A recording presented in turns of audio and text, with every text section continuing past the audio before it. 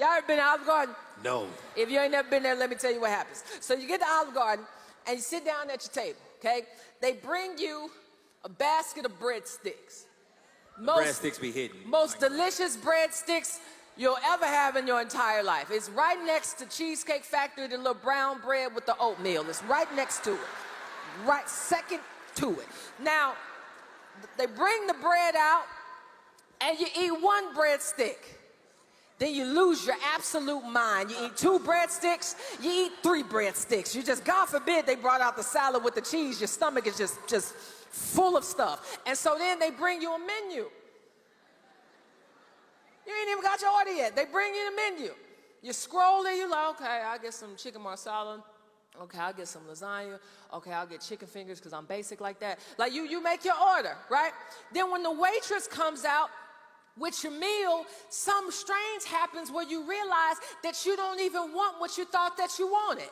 And the reason that you don't want it anymore is because you consume so much bread that you don't have capacity for anything else. And that's what happens when people get the bread of life. That's what happens when people get Jesus, is that they are so full of his love, so full of his power, so full of his truth, so full of his grace, that they don't have capacity for foolishness no more.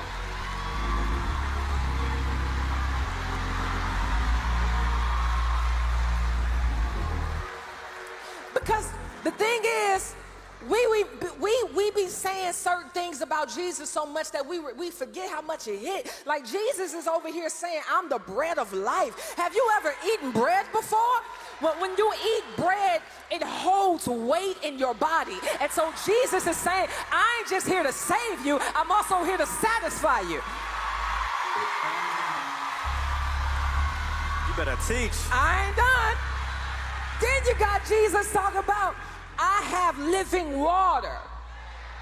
Something strange happens to the mind when it's dehydrated. It's like when you go into a desert and you don't have water, something happens where you start to see water where it doesn't even exist. That's a mirage, but that's also what idolatry is that you think that because you are so thirsty in your soul, you start thinking that there are sources of water where there actually aren't any. But Jesus is like, if you just knew who you was talking to, you would ask me and I would give you living water.